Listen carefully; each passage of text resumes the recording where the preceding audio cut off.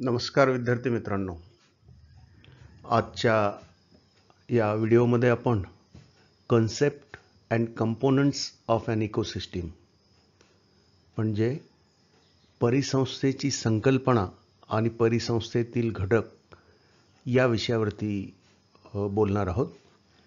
हा video environmental स्टडीजच्या विद्यार्थ्यांसाठी आणि जे विविध स्पर्धा परीक्षांची तयारी करत आहेत त्या विद्यार्थ्यांसाठी उपयुक्त आहे. त्यामुळं चॅनलला सबस्क्राईब केल्यास यापुढे येणारे व्हिडिओज तुमच्या यूट्यूबच्या इनबॉक्समध्ये आपोआप तुम्हाला सापडतील. त्यामुळे सबस्क्राईब करा आणि हो, हा व्हिडिओ संपूर्ण पहा. पाहिल्यानंतर हा व्हिडिओ आपल्याला आवडल्यास याची लिंक आपल्या वर्गमित्रांना फॉरवर्ड करा.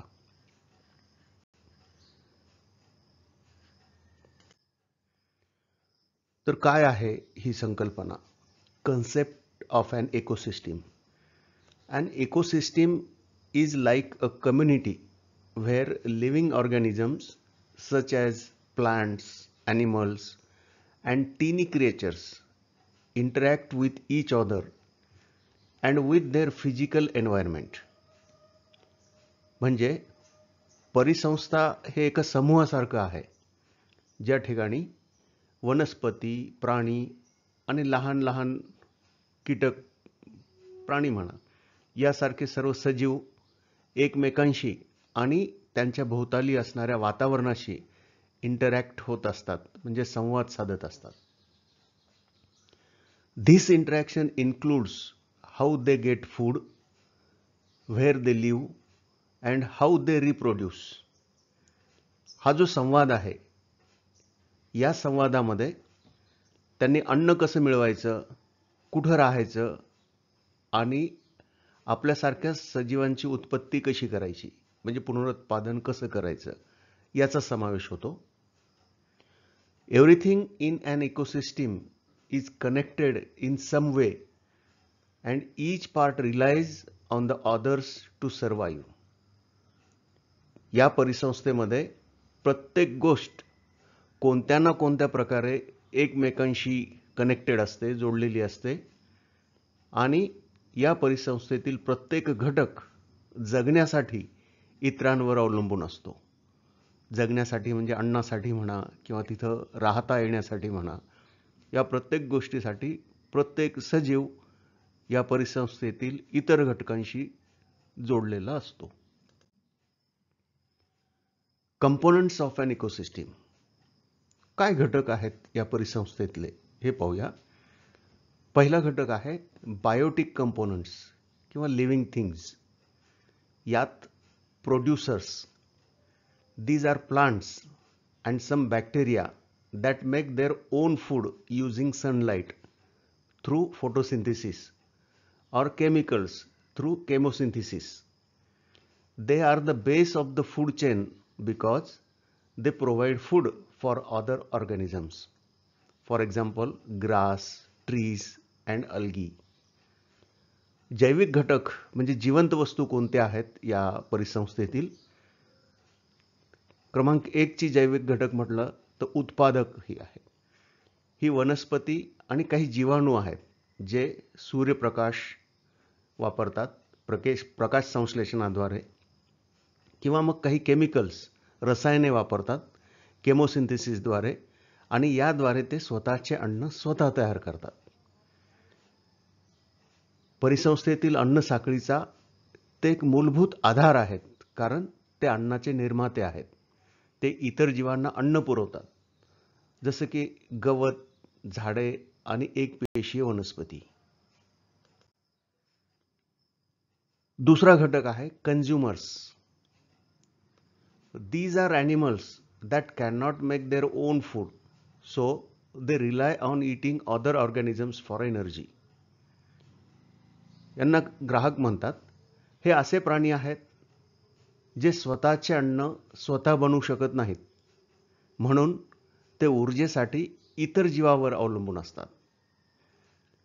मग या ग्राहकांमध्ये किंवा कंझ्युमर्समध्ये किंवा भक्षकांमध्ये पहिला प्रकार येतो तो प्रायमरी कंझ्युमर्सचा, प्राथमिक भक्षकांचा. These are herbivorous that eat plants, for example deer, rabbits, etc. प्राथमिक भक्षक हे शाकाहारी प्राणी आहेत जे वनस्पतींना खातात, उदाहरणार्थ हरिण, ससे इत्यादी.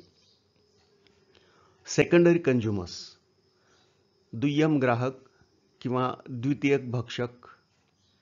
These are carnivorous that eat herbivorous. For example, lions, wolves. हे मांसाहारी प्राणी आहेत जे शाकाहारी प्राण्यांना खातात, उदाहरणार्थ सिंह, लांडगे इत्यादी. यानंतरचा जो प्रकार येतो तो आहे टर्शियरी कंझ्युमर्स किंवा तृतीयक भक्षक. These are carnivorous that eat other carnivores. For example, eagles, sharks. हे मांसाहारी आहेत जे इतर मांसाहारी प्राण्यांना खातात, उदाहरणार्थ गरुड, शार्क इत्यादी. यानंतरचा घटक आहे जैविक घटकामध्ये तो म्हणजे डिकंपोजर्स किंवा विघटक. These are organisms like fungi and bacteria that break down dead plants and animals into nutrients. These nutrients go back into the soil, helping plants to grow. For example, mushrooms, bacteria, etc. विघटक हे असे घटक आहेत, हे बुरशी आणि bacteria सारखे जीव आहेत जे मृत वनस्पती आणि मृत प्राण्यांचे पोषक तत्वांमध्ये विघटन करतात आणि ही पोषक द्रव्ये पुन्हा जमिनीमध्ये परत जातात आणि याचा उपयोग झाडांच्या वाढीसाठी होत असतो, उदाहरणार्थ मशरूम, बॅक्टेरिया इत्यादी. या परिसंस्थेमध्ये काही अबायोटिक कंपोनंट्स असतात, अजैविक घटक, ज्याला आपण निर्जीव वस्तू किंवा नॉन लिव्हिंग थिंग्स सुद्धा म्हणू. यात पहिला घटक आहे physical factors. These are things like sunlight, temperature, water, and soil that affect how living things grow and survive in an ecosystem. भौतिक घटकामध्ये सूर्यप्रकाश, तापमान, पाणी आणि माती यासारख्या बाबी आहेत ज्या सजीवांच्या वाढीसाठी उपयुक्त असतात आणि परिसंस्थेमध्ये सजीवांच्या जीवन जगण्यावर यांचा परिणाम होत असतो. याचं उदाहरण आहे प्रकाश संश्लेषणासाठी आवश्यक असणारा सूर्यप्रकाश, प्राण्यांना पिण्यासाठी आणि वाढीसाठी आवश्यक असणारं पाणी, हे फिजिकल फॅक्टर्समध्ये येतं. Chemical factors. These are elements like oxygen, carbon dioxide, and minerals in the soil that living things need for their bodies to work properly. रासायनिक घटक कोणते आहेत? तर ऑक्सिजन, कार्बन डायऑक्साईड आणि मातीतील खनिजे यासारखे जे घटक आहेत ते सजीवांना त्यांच्या शरीराच्या पोषणासाठी आणि योग्य वाढीसाठी, योग्य कार्य करण्यासाठी आवश्यक असतात. जसं उदाहरणार्थ ऑक्सिजन हा श्वसनासाठी आवश्यक आहे, कार्बन डायऑक्साईड हा फोटोसिंथेसिससाठी, प्रकाश संश्लेषणासाठी आवश्यक आहे. तर हे केमिकल घटक, रासायनिक घटक परिसंस्थेतील आहेत. ही इकोसिस्टीम म्हणजे परिसंस्था, हिचं काम कसं चालतं हे पाहूया. Ecosystem work through the flow of energy and the cycling of nutrients.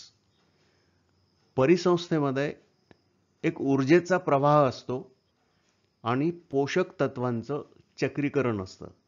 या दोन कृतीद्वारे इकोसिस्टीम वर्क होत असते. Energy from the sun is captured by plants which are then eaten by animals. सूर्यापासून मिळणारी ऊर्जा ही वनस्पतीद्वारे घेतली जाते आणि ज्यांना नंतर प्राणी खातात. When plants and animals die, decomposers break down them, releasing nutrients back into the soil for new plants to use. जेव्हा ह्या वनस्पती आणि प्राणी मरतात तेव्हा विघटकांद्वारे त्यांचं विघटन केलं जातं आणि त्याच्यातली जी न्यूट्रिएंट्स आहेत, पोषक तत्व आहेत, ते पुन्हा जमिनीमध्ये सोडली जातात, जी पुन्हा वनस्पती त्याचा वापर करतात. This cycle keeps repeating, ensuring that life in the ecosystem continues. हे जे चक्र आहे, एनर्जीचं म्हणा, ऊर्जेचं चक्र म्हणा किंवा न्यूट्रिएंट्सचं चक्र म्हणा, पोषक द्रव्यांचं चक्र म्हणा, हे सातत्यानं चालू असतं. त्याची पुनरावृत्ती होत असते. कशासाठी?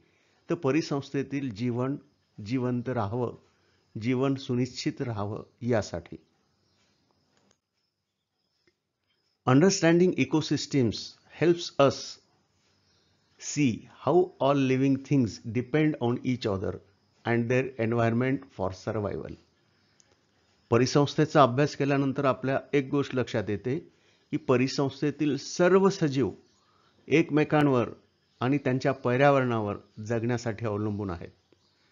It also shows us the delicate balance needed to keep ecosystem healthy and thriving. या अभ्यासाने आपल्या लक्षात येतं की परिसंस्थांना निरोगी ठेवण्यासाठी, संतुलनासाठी त्याची किती अत्यंत गरज आहे हे आपल्या लक्षामध्ये येतं. मित्रांनो, हा व्हिडिओ तुम्हाला आवडला असल्यास चॅनलला सबस्क्राईब करा आणि या व्हिडिओची लिंक तुमच्या मित्रांना पाठवा. धन्यवाद.